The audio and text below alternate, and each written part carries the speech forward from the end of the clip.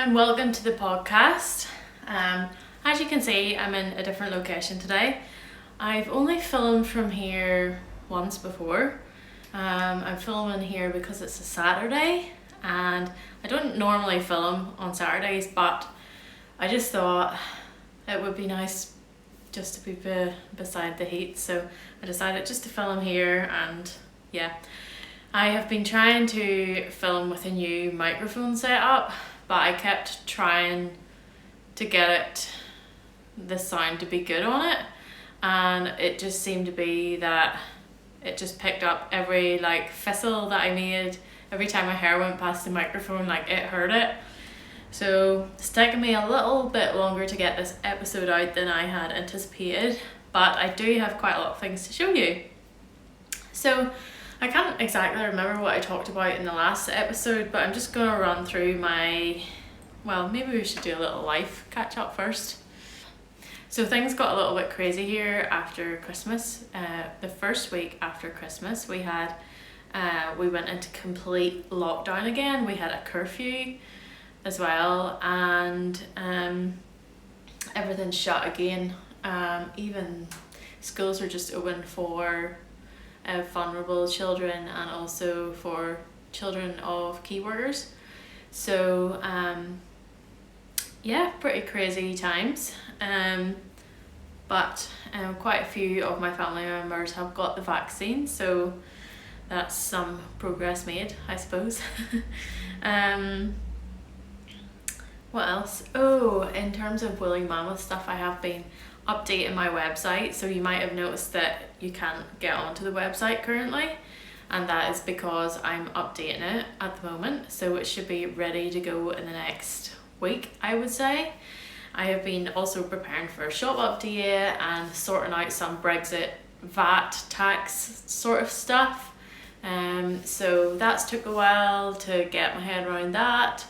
So yeah, I've just been doing basically like quite a lot of admin, a bit of dyeing, which has been actually so enjoyable because I took like 3 weeks off over Christmas. The last episode I did was on the 21st of December, I think. So I was in the middle of like doing Christmas knits and doing things for presents for people. So yeah, so I guess that's kind of what's been happening with me. I did a lot of lovely walks over the holidays. I did a little vlog there, my last little mini kind of vlog, a rural Irish Christmas I called it after my advent calendar. So yeah, this is quite waffly, isn't it? Anyway, I will get started with the knitting because that's what you're all here for. So where do we start? I think we'll start with this little cardigan that I knitted for my nephew. It's very cute, isn't it? It is Ellen's cardigan by Petite knit, and it comes in a range of sizes, I think from 6 months to I think 12 years. So quite a few different sizes, which means I can reuse the pattern for him again, and I can also use it for my niece. So for this I used some of my BFL Gotland 4-ply along with a strand of mohair. Now I have talked about mohair in the past, and you can go back to my last podcast episode where I kind of talk a bit about why I used it for this particular project. It's not something I would normally do, but yeah, I did really enjoy it for this little project. It was a very enjoyable knit, I would say. This size is 6 to 12 months, and he is currently like 2 months old. So I'm hoping it fits him for a little while. I think he's biggish for his age, I'm not sure. So it's a top down cardigan, and it was really easy to knit. One of the first sweaters that I knitted was a pattern by Petite knit, and I had a horrible time trying to understand what I had to do. but now that I'm a little bit more advanced, I can kind of do more than one thing at one time and still understand what I have to do. In particular reference to short rows and raglan, I found that at the start so difficult. That was a few years ago, but when I was knitting this I found it really easy, and I really enjoyed doing the little pockets. That was fun. The only bit that I didn't enjoy was knitting, or sorry, not knitting, when I was putting on the buttons. So this is done after. If I was doing it again, I would maybe figure out a way of putting in the buttons when knitting the cardigan, because the first time I tried it, I put on 6 as the pattern suggested, but it just looked like too many. And I think when you do the buttons, you know, like this, they look kind of messy or something, I don't know. So basically how you do it is you just basically make like a hole with a needle and like sew round to make like a hole for the button. So that, I would say that wasn't a detail that I enjoyed. So yeah, when I put on the 6 buttons and they looked wrong, I took them all out because the spacing was, I just couldn't get them correctly spaced, which was, yeah, it didn't look very good. So I took them all out and redid them all, and that was quite challenging. But you know, this was very fast to knit and it's so cute. I just think it's very, very cute. So this is going off to my little nephew very soon. So, oh, yes, with this little cardigan, sorry, this is very muddled up today. I haven't done a podcast episode in a while. I actually ran out of yarn for this because I was kind of using leftovers, and I got to like here, and this is all I had left to do, just this little section. So I had this sweater that I knit quite a few years ago that I don't wear anymore. This is the Petite knit no frills sweater. I knitted this 2 to 3 years ago, I would say, and my taste in garments has changed a little bit, so I decided to reuse the yarn from it and finish off Amos's cardigan. So I just picked up, basically I took the scissors to the hem and just picked it out and just started knitting straight from this sweater to this cardigan. It's obviously a bit lighter, you can see, but you can't notice at all when you hold a strand of mohair with it, and I think it looks, you know, I'm able to use this up, which I wasn't wearing. I think I might rip this all out and do something else with it. I'm not sure what though, but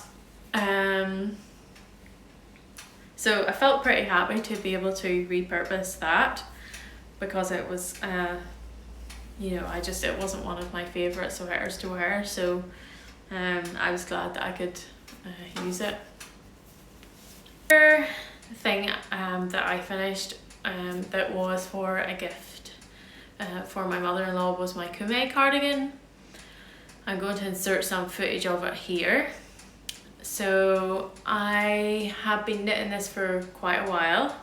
It's a pattern by Vanessa Pellisa, who consequently also designed 2 patterns for my advent calendars. The Rufus shawl and the Rufus socks. And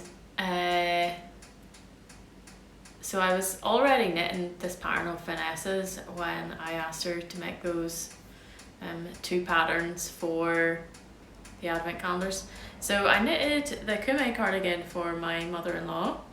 I had naturally dyed it with nettles last spring, and yeah, it was the first time that I had done a steek, and if you have been watching my vlogmas, you'll have seen the steek that went wrong. That sort of thing doesn't really stress me out, like, yeah, I don't really mind. I don't know, it didn't bother me when it went wrong. and it was totally recoverable, so that it was all good. So you can go back and watch me making a big mistake if that would give you a laugh. But yeah, overall I was really pleased with the pattern. I think I should have alternated my skeins, because you can see, I don't know if you can notice from the footage, I didn't alternate skeins and you can see the different dye lots. I used my natural sock DK for the Kume cardigan. And I think I said in previous episodes, you know, so the 4-ply version of the DK is my sock yarn, my natural sock, which was designed for socks. The DK, I just basically wanted like a DK yarn in the same, like 50% blue phase Leicester, 50% cheviot, but it's not as tightly spun. So yeah, that was my first time knitting a garment with it. I knitted a lot of hats with it, and mostly hats actually that I knitted with it previously. It was nice to knit with. However, me personally, to wear, you know, on the body, I prefer something that's more woolly. That base, all of my bases are worsted spun apart from my limited edition bases, which are pretty much all woolen spun. But my own personal preference is for bases that are a bit more woolly. They have a bit more structure and they feel a bit more, how do you say, just like a bit more robust on the body, if that makes sense. So yeah, so that's why I gave it to her. It suited her really well. I got her to try it on, she really liked it, and then I finished it off with a little velvet strip on the inside. And with the stick that went wrong, basically what happened was I cut it, but I didn't reinforce it in the way that the pattern said, because I wanted to do knit facing on the stick, but it turns out the number of stitches that I had in my stick was not enough to do that with. You need 10 to do that with, I think. So I cut it anyway, and I had the knit facing all knitted up, and then I realised that I wouldn't be able to do it. So then what I did was I needle felted it just to hold it until I could crochet up the stick and reinforce it properly, and then I got the velvet and sewed it on. I have to say now, sewing on that band was not something I enjoyed. I would happily pay someone else to do that for me. But so yeah, if I was doing a stick again, I would make sure I have 10 stitches to do knit facing, so that it would finish it off really neatly, instead of sewing the band on. I didn't enjoy it, and I think a knit facing would look neater. So when I do a stick again, and yes, I will be doing a stick again, I will definitely do a knit facing to hold the edges in. So that's what happened with that. I also finished a little sweater for my little niece, who is the brother of Amos, who is getting this cardigan. So Evie's little jumper was also a pattern by Petite knit. It was called, I think it was called the Sunday Sweater Junior or something like that. And I used my BFL Masham Aran weight and a strand of Mohair. In the colourway, I think it was maybe peony. And so I'm going to insert some footage here of her wearing it. She is so cute. She calls it her cozy, because I think her mummy was always asking her if she was cozy, and then she thought she calls it her cozy now. It's so cute. So she wears it a lot, I think, and she seems to really enjoy wearing it, and she's only 2, so that fills my heart with joy. So next I think we'll go on to works in progress. Oh no, I have another finished object, although technically it wasn't me that knitted it. I cast on, this is in my Northern Irish Alpaca. I had given some to my aunt to knit this cowl, So I cast it on. She had never knit it on circular needles and she was quite scared of the whole process, so I cast it on for her, did the gauge watch. I mean, obviously it's going to be a different gauge for everyone, but I needed to know roughly how many stitches to cast on. I cannot remember how many stitches that I cast on, but I did hold 2 strands of the alpaca together. And then I handed it over to her to continue with because she wanted to knit with it. So she did a 2x2 rib, and then I think it's called seed stitch, or is it moss stitch? I think moss stitch maybe. And then back to 2x2 rib.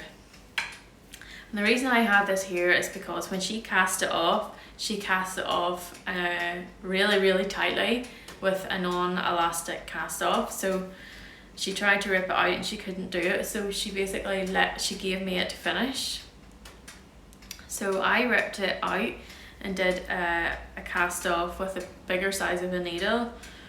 I haven't woven in the end yet, but it still needs blocked as well, and this will be going back to the man who owned the alpacas that I got this fibre from. And this is in the natural colour. I didn't dye it. So now on to WIP's works in progress proper. I will start with my Riddari. I don't think I even had this cast on in the last episode. So I'm knitting this. This is my first Riddari. As you can see, it's well used and well loved. This was the first sweater I knit for myself. It looks difficult, but it's actually very easy. There's no short rows, there's no shaping, it's just colour work. And to me, colour work, you know, you can do it in a complicated way or you can do it in an easy way. This one I knit it and just picked every strand up when I want to knit with it. But this one I have kind of developed a technique where I hold 2 strands in my right hand and throw it over the opposite way. I'll maybe insert a little video at the end so I can show you what I mean. Because I've never got the hang of holding one in one hand and one in the other hand, although maybe that's something that I can think about. But yeah, it feels quite comfortable to me to hold them both in the right hand. So I got on really well with this. This is my 3rd one that I've knitted, and I know someone's going to ask me what this colour is, so I'm just going to tell you right now. Obviously the yarn is Lopi. The colour is 9427 0145. This is one of my favourite yarns. It's Icelandic. It's actually single ply, so it's really light when you wear it, even though this is like a DK weight.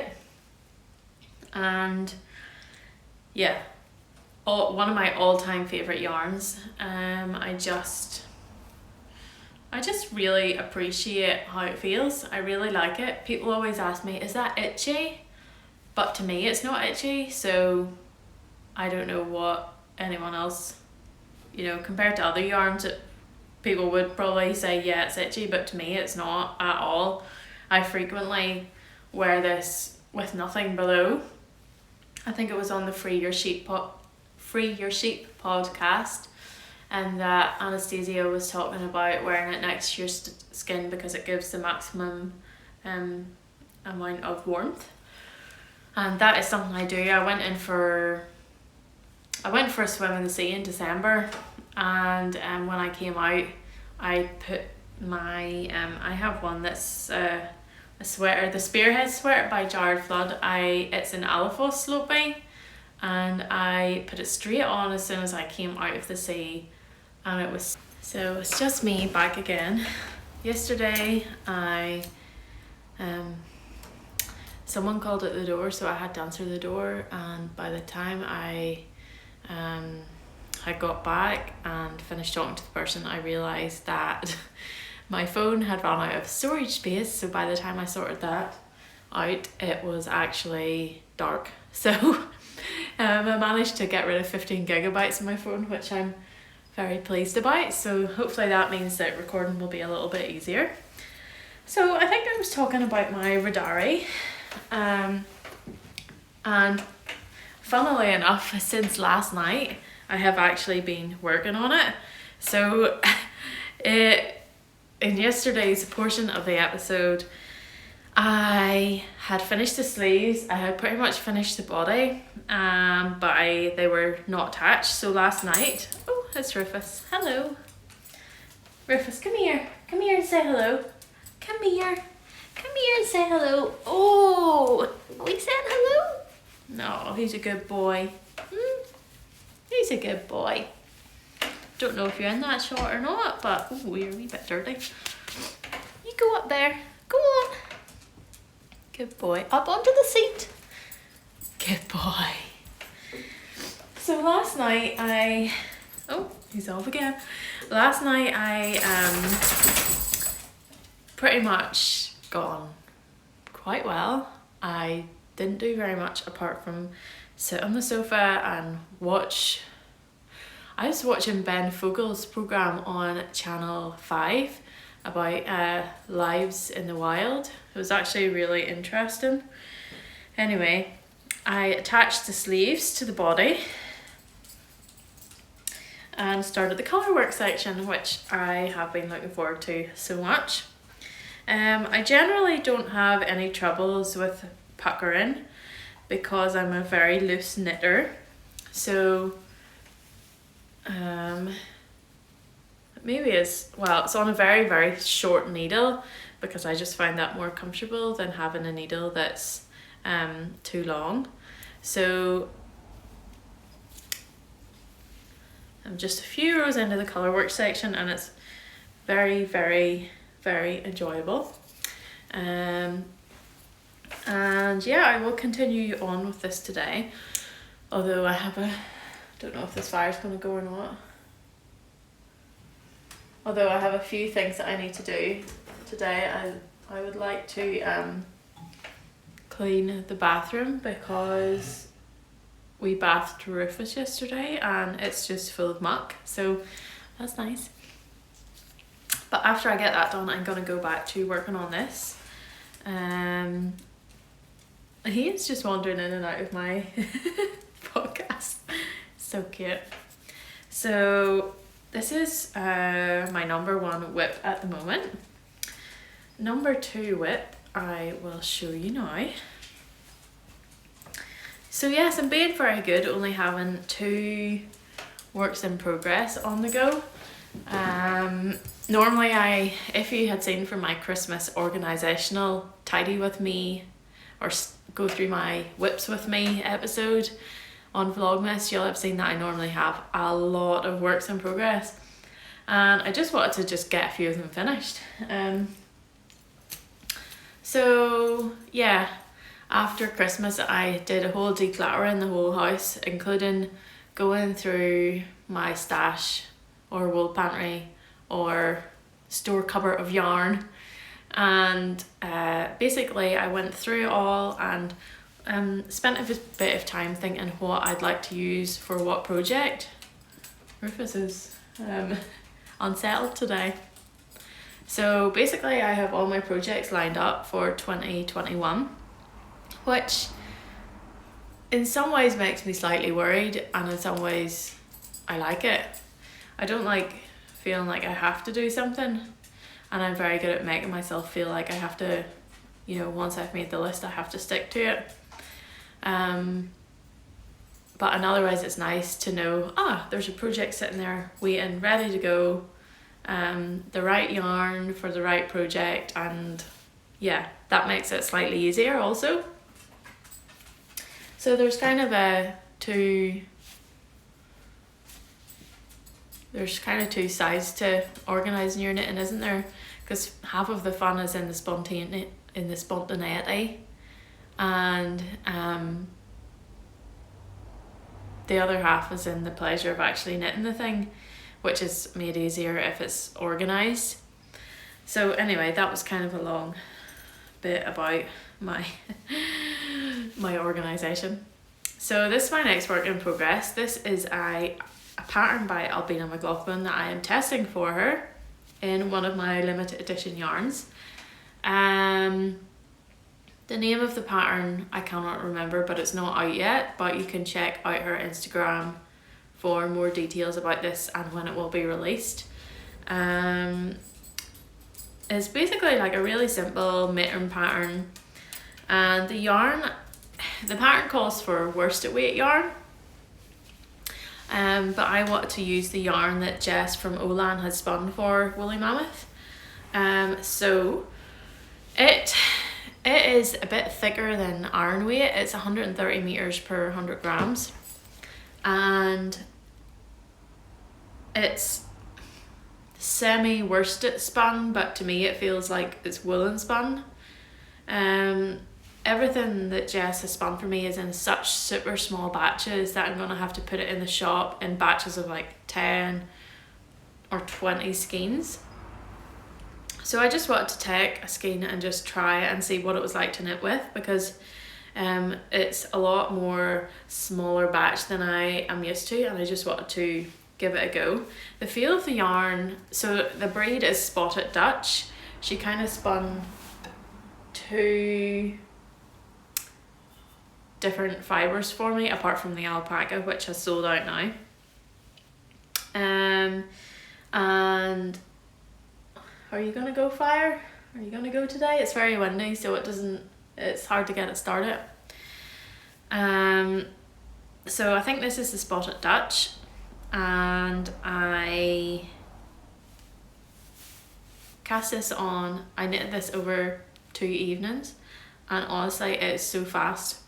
So if you've been watching this podcast for a little while, you'll have known that I designed my own mittens basically in a bit of a hurry, just to try and see if I could get something to wear when I was walking Rufus.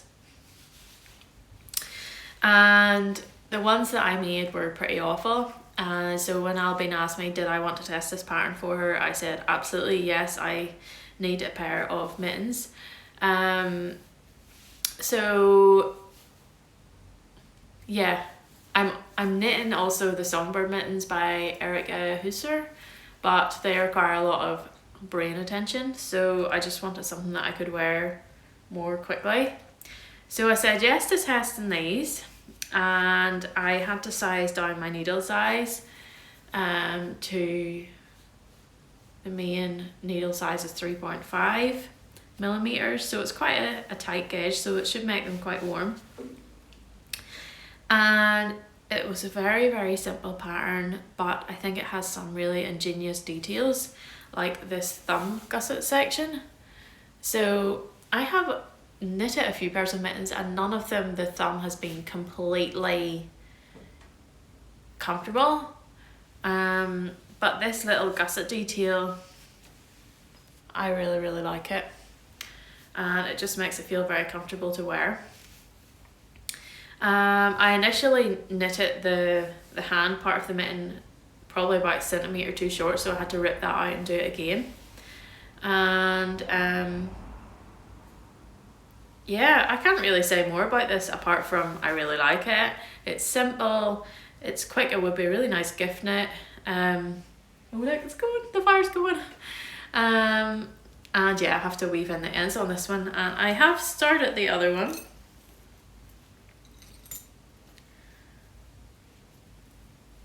But I haven't got too far, but honestly I'll have this done in a couple of nights, so because the yarn is thick and it's quite a small little item. Yeah, so I'm really loving the natural colour of this Spotted Dutch. I'll be releasing this in the not too distant future, hopefully. But yeah, I think it's perfect for this pattern. This yarn is definitely good for this pattern. And if you're a less loose knitter than me, I'm a very loose knitter, you could potentially get away with doing the recommended needle size. But yeah, so I'm definitely going to be finishing these pretty soon. I can't wait to wear them on the dog walks. It's getting very, very cold here. As you might have seen in my last vlog, we had snow. The ground has had a really hard frost as well, a few times over the last month and a half. And so whenever I go out for the dog walks, it tends to be pretty cold generally, so I would think I would really appreciate having these mittens. Obviously the only inconvenient thing is that I'll have to take them off. Sorry if this is too much information, but to lift the poo. Which is why I originally made fingerless gloves, but I think this would be really cool if there was like a flap that you could stick your fingers out, because then I maybe wouldn't have to take them off. But I just think, yeah, it's a really nice simple pattern, really, really wearable, and yeah, I will definitely be knitting more of these. And I'll put the name down below because I can't remember what it is. Another one of my works in progress is this 3x1 rib sock. The yarn is Cuthbert sock by Whistlebare. I'm not sure what the colourway is. I think it's like duck egg or something it's called. I have started the second sock, which, hey! And this is a no nylon, non-superwash sock yarn. I think it's made up of mostly mohair that they have the goats on their farm there in England, and there might be a bit of Wensleydale in it, I'm not sure. I'll be really interested to see how these wear. There we go, we're going places now. But yeah, so I'm just going to be working away on these, but yeah, really enjoying them as well. The sock blockers are from P4 Patricia Ann. And yeah, she makes them from wood from her farm, I believe, in Norway. There we go. There, it's ripping now. That's a good job. Right, so that is pretty much all my works in progress. I obviously finished a lot of things, so that's why I don't have too much. But there is some other little things I'd like to share with you, so I'll just get them. So the first thing I would like to show you is the Rufus shawl. This was designed by Vanessa Pellisa in my natural sock 4-ply for my full 25-day advent calendar. And these are not the colours that was in the advent calendar, but yeah, so Vanessa very kindly sent me this shawl. She gave it to me after she finished the sample and took photos of it, so that I could show it on the podcast. This would be such a perfect scrappy project because you can basically, as far as I know, extend the pattern as far as you want, I think. I'm not entirely sure. It'll probably depend on your gauge and so on, but yeah, I think you can basically add in as many colours as you like. And Vanessa has now released this as an individual pattern, and what I was thinking it would be really nice to do is do a little cowl perhaps.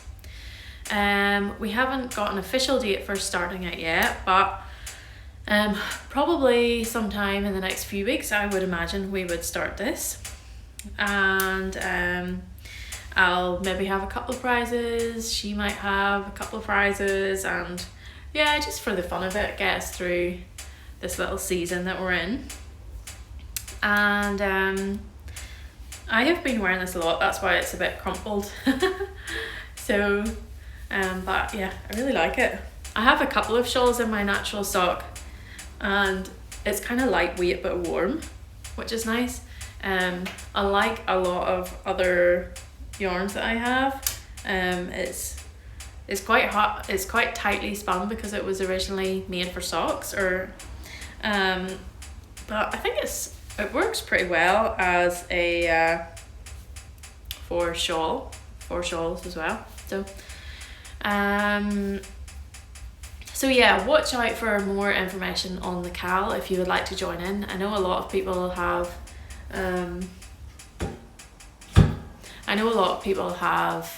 wanted to join in with that. So yeah, just keep an eye out on my Instagram, on her Instagram, and here on YouTube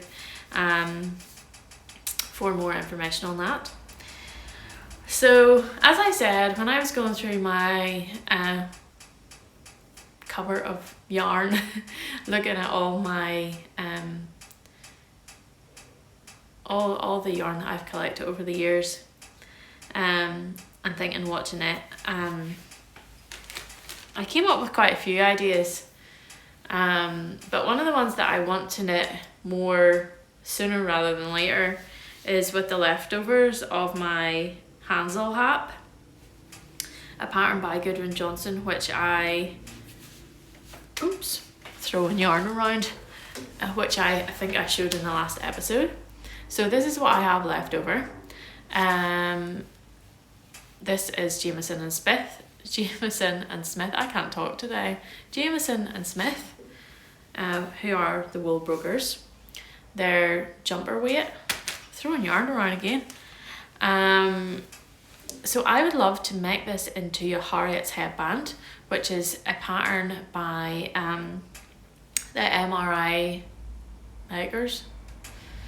And it was originally made to raise money for an MRI scanner on the island of Shetland. I think they have way gone over I think they've got the scanner and everything now, so I'm obviously a bit late to the party on this one, but I was looking for a colourwork headband because I noticed when I was out doing hikes and walks, a hat, I obviously couldn't really put my hair up in a ponytail when I was on a hike, but a hat was like a bit too warm, so I just wanted something that would cover my ears and give a little bit of warmth without covering my whole head. So I decided this would be the perfect yarn and pattern combination. So I will try and insert a photo here. Oh, my neighbour's just coming out of his house, so he's probably looking at me thinking, why is she talking to her phone in a tripod? Oh no, he's gone, it's okay. Awkward. So yes, I would like to knit that. I had a bit of trouble figuring out if I would have enough yarn because I don't think the meterage is for each colour is on Ravelry. So it sort of looks like you might have to buy the pattern to figure that out. But I'm pretty sure it feels like enough, and if I run out, sure, I can just try and buy more just to finish it. Last year I only bought a couple of skeins of yarn, and this year I'll probably just do the same because I have so many nice yarns in my stash that I'd really like to try, and I'm not going to get around to them if I keep buying more stuff. But I do, if I need to get another ball of yarn to finish a project, I will do that. So yeah, so that is a potential next project. I need to probably do a little gauge swatch maybe. I definitely don't want a headband turned out too big. I could always filter it a little bit, I suppose, but I mean, you want it to have a bit of elasticity, and of course when you filter it, it loses a little bit of the elasticity. But this will be, I think, my next project. I'm not sure, but yeah. So on the Shetland theme, this year and last year I have got really into the library. Our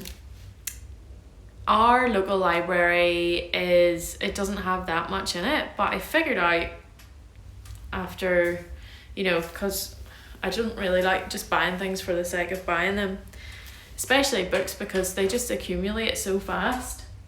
And I decided to try and take more.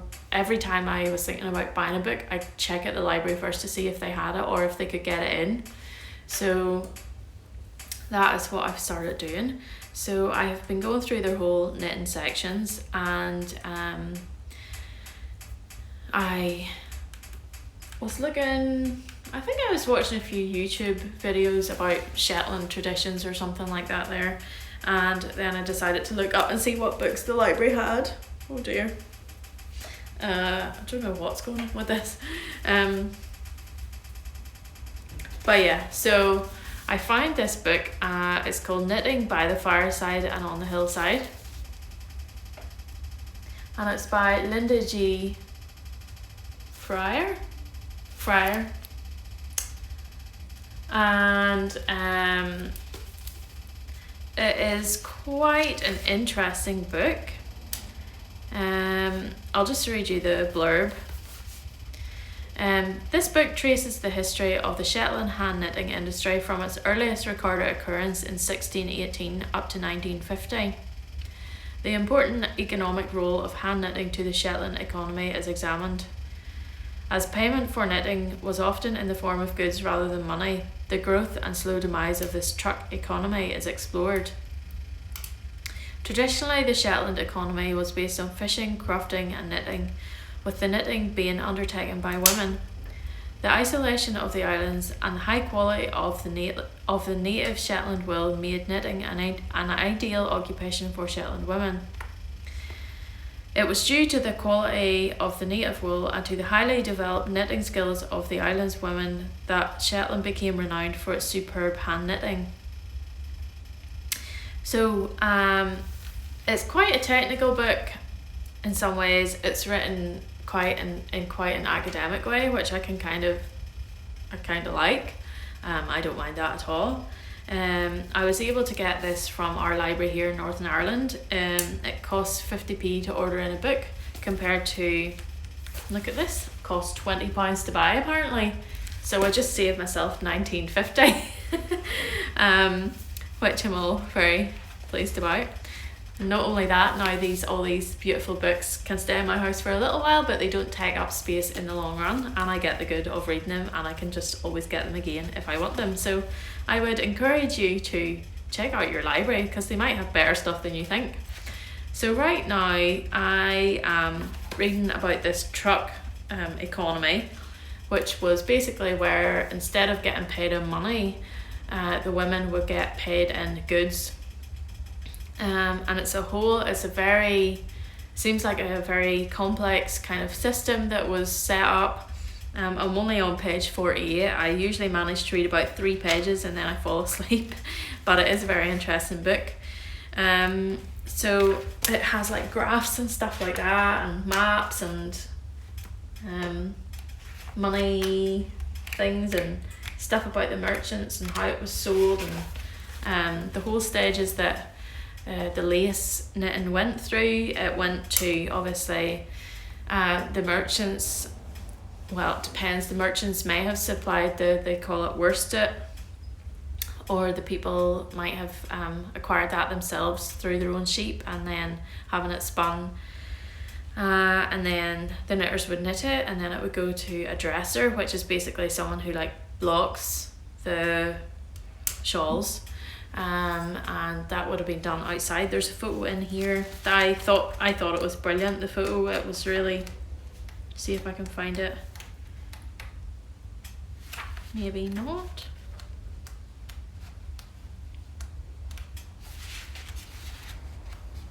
Oh yeah, here we go.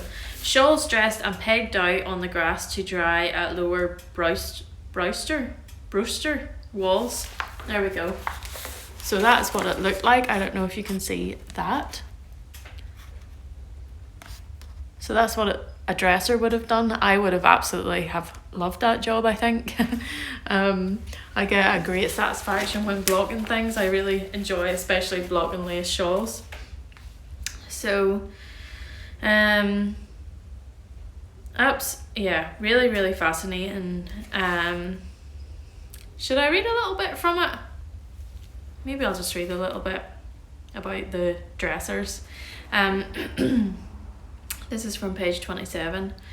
The next stage in the manufacturing of Shetland hosiery was dressing.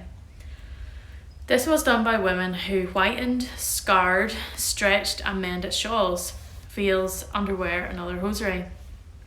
These processes require considerable space and equipment. White or off-white hosiery was first whitened using rock sulphur. Old barrels with lids were used for sulphuring. Brimstone was sprinkled onto smouldering but not burning coals, contained in a metal basket at the foot of the barrel. The hosiery carefully draped over a pole, balanced across the top of the barrel, and the lid replaced. The sulphur fumes whitened and disinfected the hosiery. Once whitened, hosiery was washed in a mild soap solution, rinsed in lukewarm water, laced onto stretchers and left to dry out in the open. Figure 2.5, which is the picture I showed you, shows shawls which have been dressed and pegged out on the grass to dry in the parish of Walls.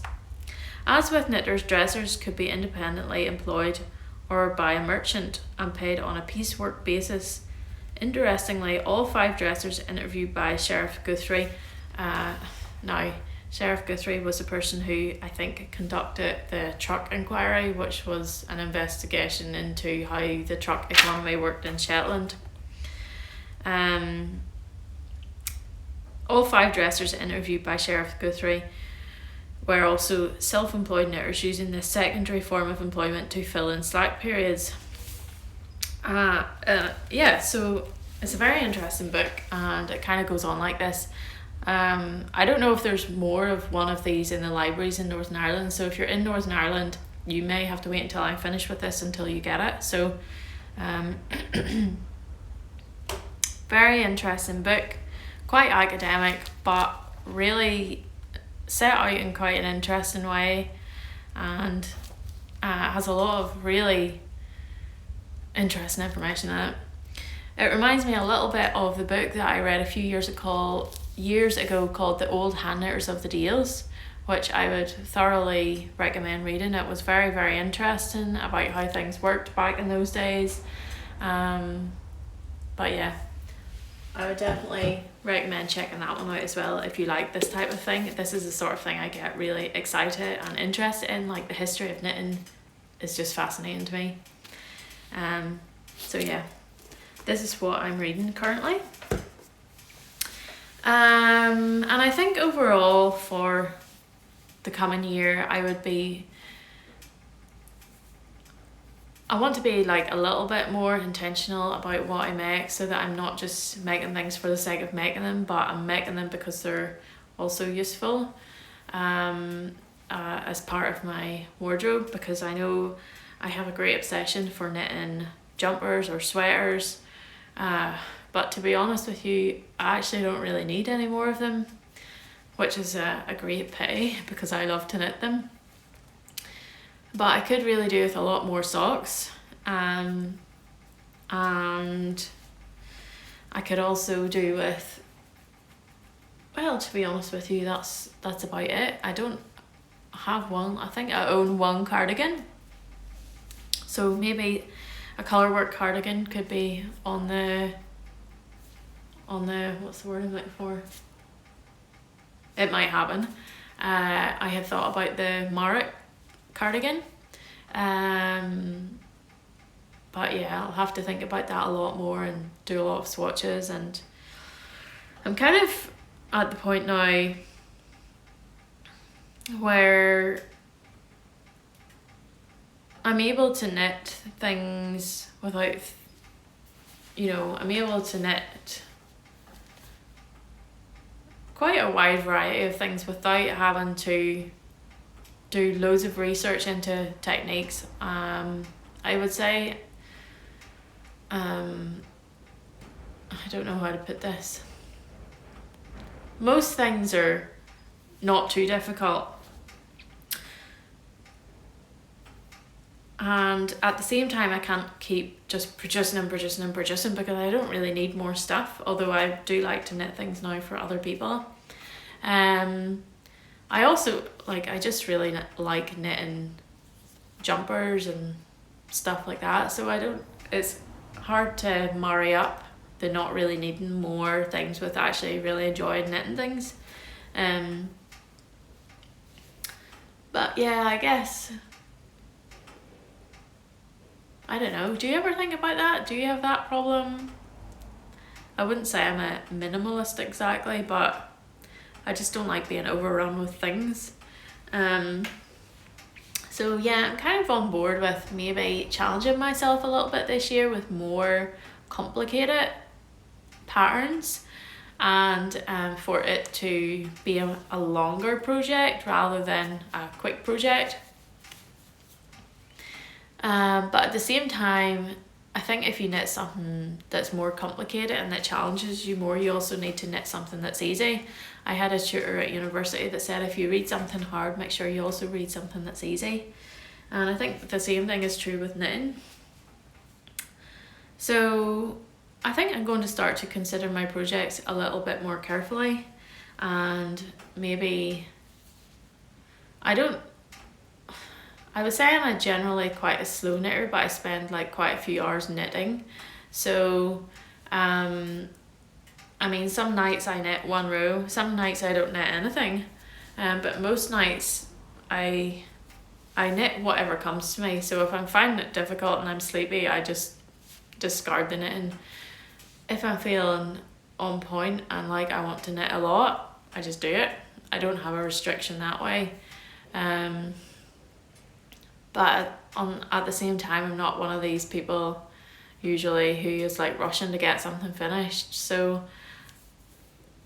I suppose in that way, like, I really enjoy it because there's no real pressure on me, especially when you're knitting for yourself to get things finished at a certain time. You can just enjoy it. If you're really enjoying it, you can just keep doing more. But if you're not enjoying it, or it's not coming to you easily, or you're sleepy, you don't have to knit anymore. And someone sent me a message during the week talking about how they felt they really linked their worth to their productivity, particularly in knitting, which I thought was a very interesting thing to say. I think I do that as well, probably not in my knitting though, in other things. And my personality type, I think I do thrive on like progress as well. I really like to see progress in something. But yeah, weirdly enough, I'm not overly bothered about that with my actual knitting projects. It's more, for me, it's more related to my work. So yeah, I'm going to consider my wardrobe more as a whole, and then think about things that I would like to knit, and if there's a way that they would meet somewhere instead of just knitting things. And yeah, knitting for other people too. My husband has 2 hand knit sweaters, one he wears and one he doesn't wear. The first one that I knitted him, it wasn't too good, let's just say. I don't really blame him for not wearing it, but he wears the second one loads, and I think he would really get a lot of good out of a really warm colour work, maybe Icelandic sweater. So potentially that could be on the cards. And yeah, apart from that, I have just been what else have I been doing apart from working, knitting? I have been, sorry, I keep looking down here. I have a little list of things I want to talk about. Oh, I learned how to play chess. I did watch the Queen's Gambit. It was quite a few months ago that I watched it. We bought the chess set anyway. We ended up not playing with it for quite a while because we got sent the wrong pieces, so we had to reorder the correct pieces. And just I think it was just after Christmas, yeah, that I started to learn. I play mainly on my phone against AI. Sorry if you're not interested in chess, but so that's been really helpful in learning how to play the game and what you can do and what you can't do. At the start I was a bit overwhelmed with all the rules. I still haven't got a total grasp on them all, but I've got basics. So I've been working my way on the scores. I'm around 500, which is pretty bad, I think, compared to most people, but I feel like I'm doing quite well actually. So, and then I play against my husband, who is, I haven't beaten him yet. He's better than me, but he's played before, like when he was at uni, and I was starting from scratch. So, but I have put him in check quite a few times, so that's pretty good. It's a really interesting game, and the more you learn about it, the more interesting it seems to get, for me anyway. It reminds me a little bit of badminton, which is my normal game that I like to play. Both are kind of about like strategy, and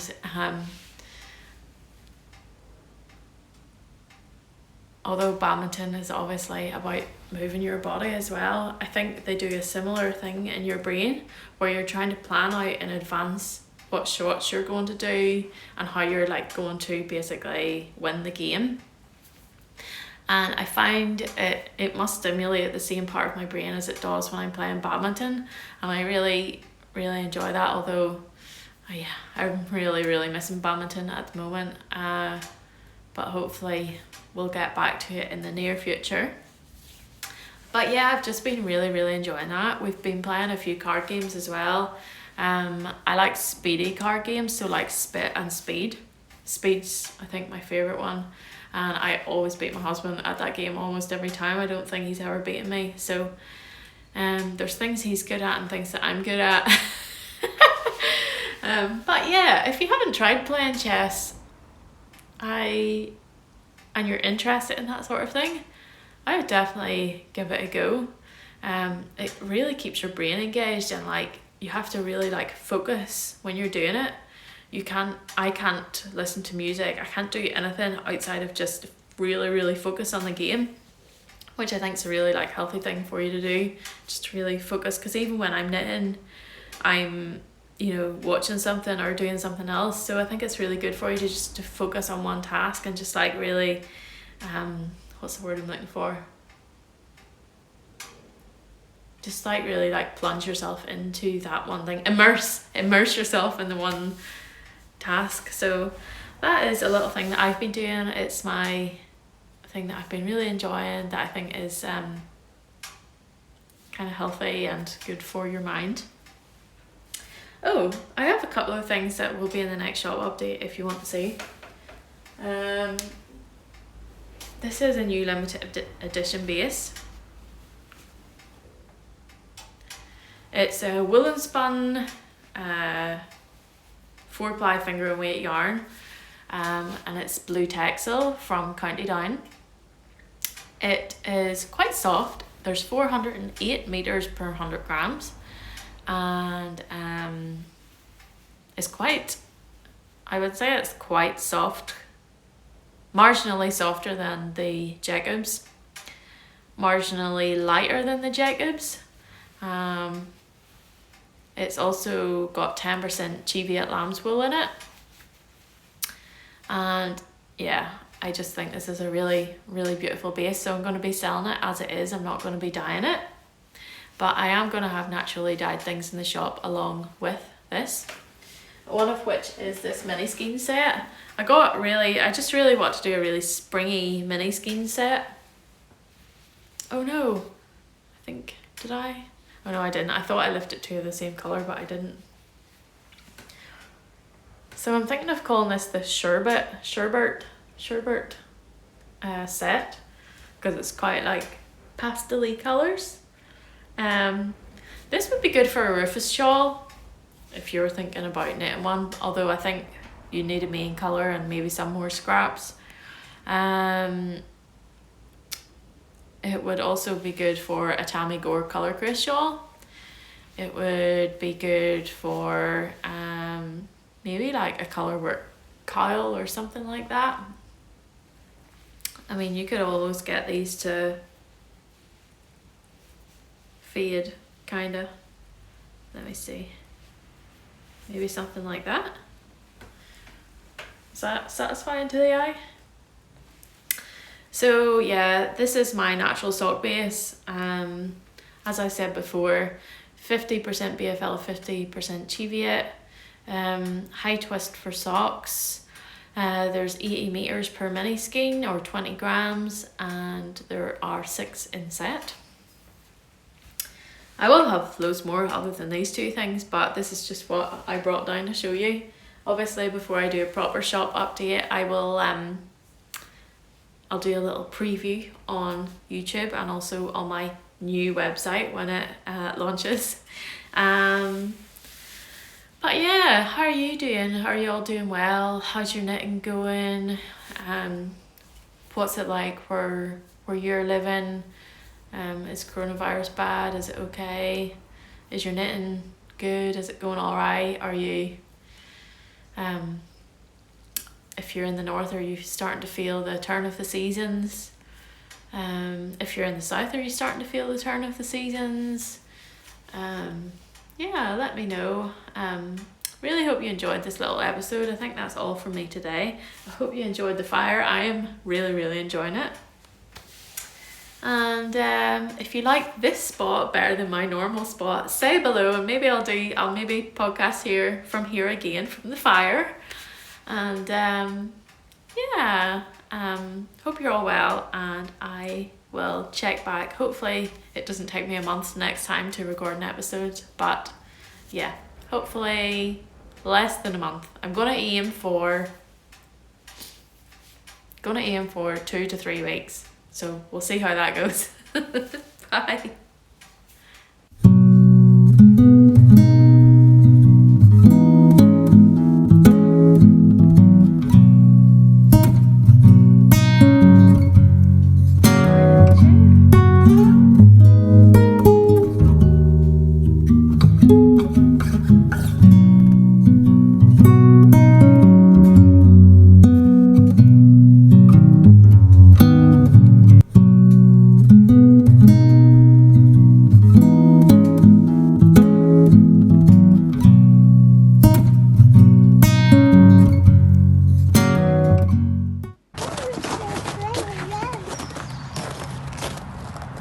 Do you go and say bye-bye to the Christmas tree?